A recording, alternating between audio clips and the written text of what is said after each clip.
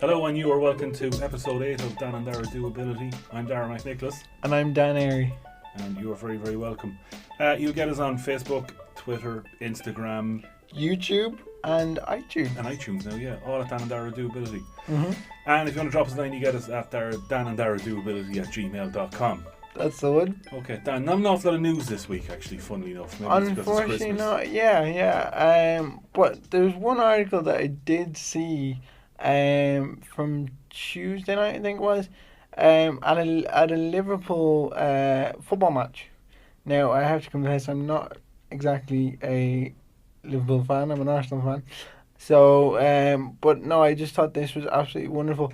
They were playing Napoli in the Champions League, and there was these two guys in the crowd, and a video emerged of them celebrating together, but one was talking to the other, and it emerged afterwards that he was actually talking to his cousin because his cousin was blind, so he was describing to him the goal that had just been scored, so Mo Salah had scored, and I just thought it was, it's one of those simple things, but it's really, really nice to see that both of them have that relationship with each other, which is really, really nice. Yeah, it is, but it's kind of funny, even the response on Facebook, right, which has been pretty up and down. A lot of people kind of going, yeah, that's very, very touching and that's lovely, and but not a lot of not quite nice commentary going on in the background as well. It's I'm not even going to read them out, but it is just interesting. The reaction that simple thing. Visually impaired person, as he said himself in the article, he can see things up reasonably close, but he can't see things that are distant and stuff like that. And it is quite simple, but some of the stuff that's out there just makes you think, doesn't it? It's kind of he's got his hand in his pocket, robbing him really.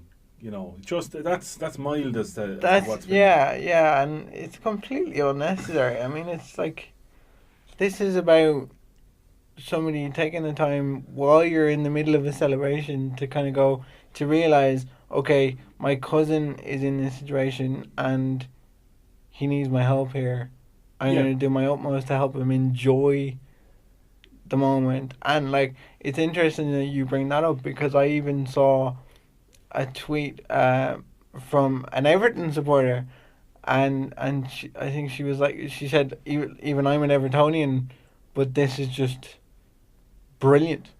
And like, that's, when it gets down to it, that's the bones of it. That's all that matters, is that somebody was kind enough to, that's the main story here. There's nothing contrived about it. It's pure natural, somebody doing something out of the goodness of the heart, and then you have people like that, trying to divert it for no reason whatsoever. Yeah, no, it is. It's shocking, really. Yeah. Move on, Dan. Tell us about your new chair.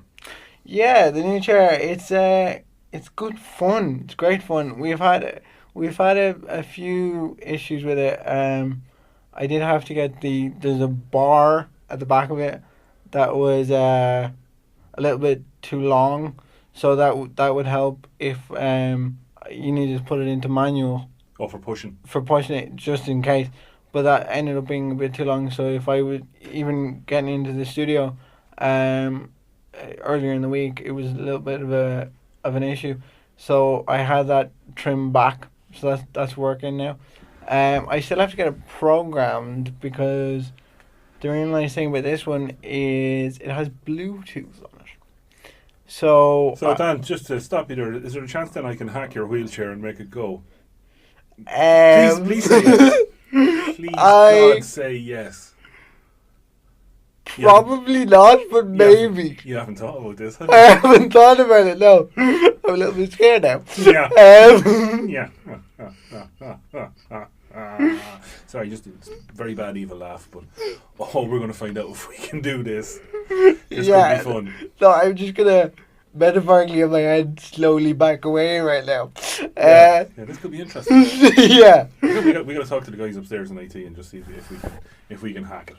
I will be able to control my mouse from my laptop using the joystick. Very good. from the chair, which is really, really cool. So it actually feels like a smartphone for a chair, to be honest.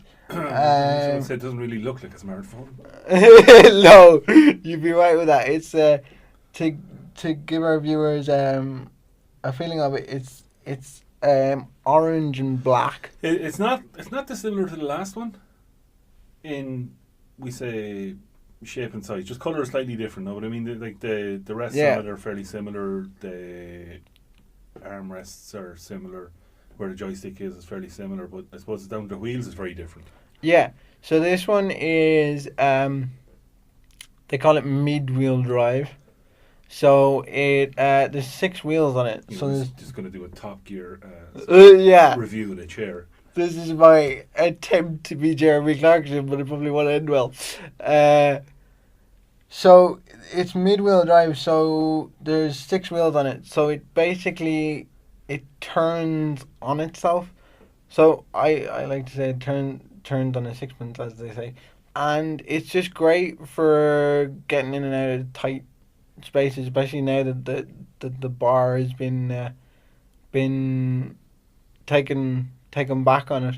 I haven't yet had the opportunity to try it on public transport, but I'm really excited to do that because it's, I've definitely felt that with my chairs, it's definitely been, they've kind of grown with me, and I know that kind of sounds obvious, but in a way it's kind of, each of them has been a different phase in my life, so to speak. So the first one was kind of, I got the first one when I was quite young, so it was like, that was kind of the initial start up, and then I got the second one where it's a little bit more advanced, but it's still not quite there. Whereas this is kind of the hybrid between a hell of a lot of fun and complete practicality with the with kind of getting in and out of places. Yeah, you can see your old chair. You can see where the screw marks are on the back of it. Yeah, where things had moved along with you. I presume as you grew up. Yeah, definitely. I mean, I like to say that I have quite people ask me, do I miss the old one now, and I kind of do, but it's kind of for a different reason than you'd expect, because I suppose that chair got me through so much. It got me through 2 surgeries. It got me through leaving cert, all that kind of thing. So it's kind of, I do miss it, but in terms of what this can do for me, as I was saying, practicality wise and stuff like that, this is just brilliant. And it has a cup holder. Yes, which is really, really simple thing, really, really handy though. Simple things. The other one didn't have one though.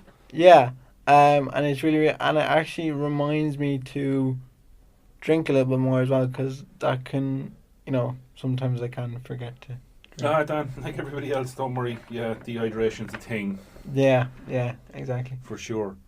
So Dan, we're episode 8. Yes, we are. Coming up to Christmas. Mhm. Merry Christmas, everybody. Merry Christmas and a Happy New Year. Yeah, but how have you found this part of the journey, podcasting? Podcasting, I've absolutely loved it. I've loved it. It's been an absolute blast. Just to try something different. I'm not just saying this to say it. It's been an absolute blast to do it with you. Yeah, it's been good fun. It's been great fun. And just to explore, I suppose, as we were saying initially, disability in a different sense. Yeah. It's just been really enlightening, and it's given me a massive sense of purpose, I suppose, because we've been talking about this initially, and we've been talking about it for so long, and then we actually started it. So it's like we've got a product here. Yeah, and I think we have agreed we could still be talking about it. Yeah, we could still be planning this, and we could still be, let's not go anywhere until we have a logo, and let's not go anywhere until we have. Yeah, I think we might probably sit down towards later on during the year or next year maybe and kind of track how we got to where we are, because I think other people could learn from Some of the, I wouldn't say mistakes we've made, but some of the choices we've made. Yeah, no, it's definitely been, and like, there's been times where I've apologized to you, and now anyone that knows me, to give our listeners some context, I apologize way too much. Yeah, he does. I think it's inbuilt. There's a little switch. So we're waiting to find out where it is. Exactly, Darragh. Once you find that switch, let me know. No, I'm just switching it off. I'm not letting you know. So yeah, no, but even the response that you give to me a lot of the time is, it's a learning curve. Yeah, it is. But and I think that's the best part about it, is that we're having so much fun doing it, and we're educating ourselves at the same time, and we just hope that you as listeners are getting something out of it as well, I suppose. Yeah, the listeners. I forgot about them. Yeah. It's not all about us, Dan. Well, no, it is all about us. It's in the title of the show, Dan and Darragh's Doability. At gmail.com. On Facebook, Twitter, Instagram. You'll find us on SoundCloud, YouTube, and iTunes. Do subscribe. Yep. We still have a couple of interviews, Dan, I think, from Bray Rollers. Bray Rollers. Yeah, so if you remember from last week, we were talking to Sean and Luca about their perceptions of disability in Ireland today and what they think. So this week we have Dave Barry to begin with. He's a youth worker in the Irish Wheelchair Association, and I was just interested as to his motivation for getting involved with the IWA and what he gets out of it. And then we also spoke to Chris Cassini. Hello, my name's Chris Cassini. My surname is Italian, in case you're wondering what's the Cassini connection. I love music, big into music. I used to be the person who kind of wanted sort of handed on a plate. But now, since I probably started college, and I didn't I like college, the social part of it, but since I kind of I kind of thought I stepped back from the college. The college was sort of too much. I got the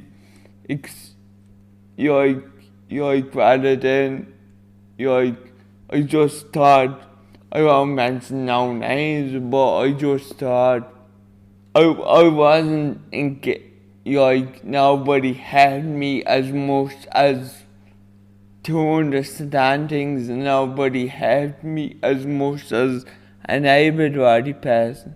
But now that I'm more creative on my own. Okay, that's good to know, and it's interesting that you mentioned about school and college. How would you describe your relation? So you use a walking stick to get around. Is that correct? Yeah, I only used the walking stick probably in the last 2 years. I broke my leg. I broke my leg. I was sitting down and I broke it. I just said to me, Mom, my leg's a bit short. Ouch, that sounds sore. I hope you're okay now. I have a high pain chest out. So, as a result of that, how would you describe your relationship with your disability? Would it be positive or negative? It has the ups and downs. I use music as a tool to cope when the down days are down. But I would use music to get through and think of the things I can do, and my fans and music. Music. So on that, who would you listen to? I would listen to a bit of Glenn Hansard, Ed Sheeran, a mixed. I hate classical music, but I listen to like Picture This are great. The Irish bands are coming along, brilliant in Ireland. Very good taste, if I may say so myself. So how do you think others view you? They think I'm a great laugh. I don't think I want to be a more like try to open up a bit more, but I don't know any invitations to open up. I don't wanna say something and then sort of say, oh, your man's talking about something that's annoying. I don't want to, I don't know what I'm trying to say. You don't want to feel like a burden, is it? Yeah, that's it. So with the music, I sort of let it out.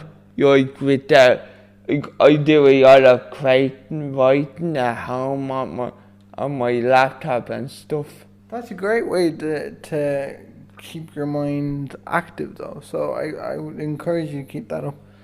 What do you get out of the Bray Rollers Youth Cafe? Why are you here? I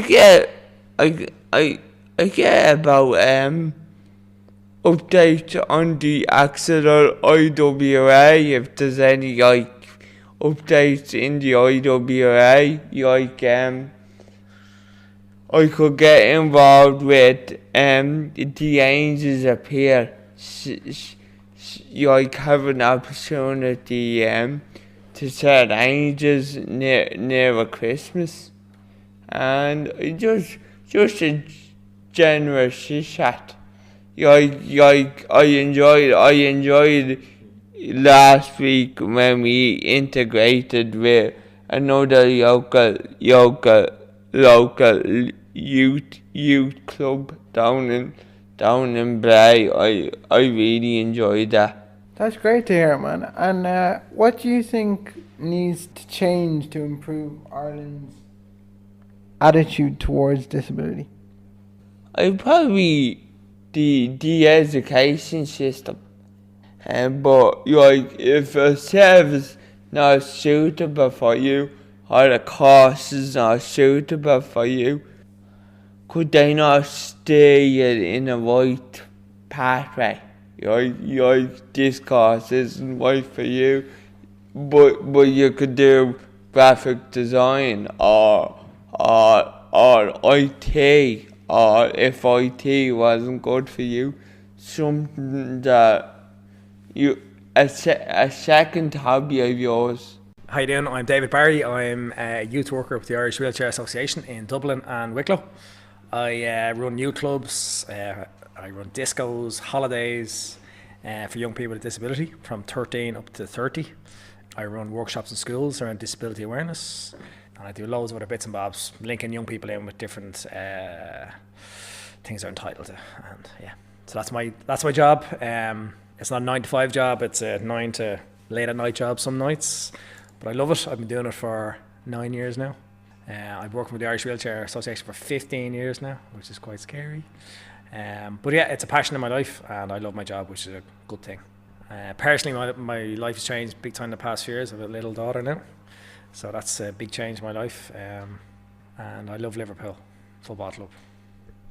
We'll move swiftly on from that one. I'm interested to hear what brought you here to work with people with disabilities. An ex-girlfriend of mine years ago, before I started the Irish Wheelchair Association, she worked with people with disability, and she used to tell me what her days' work were like. I used to work in a bank, and it's how I lost all my hair. through the stress of working in the bank, and I decided I wanted to change. I fell into the job originally when I 15 years ago when I started, but then I loved it from day one. I went back to college, got trained up in social care, and then I applied for the youth job, and I love it. I couldn't see myself doing anything else really. Going into more detail in that, what do you get out of it personally? Personally, I don't feel like I work. I feel especially with the youth clubs at night time, I feel like I come to hang out with friends more than anything, and I love it.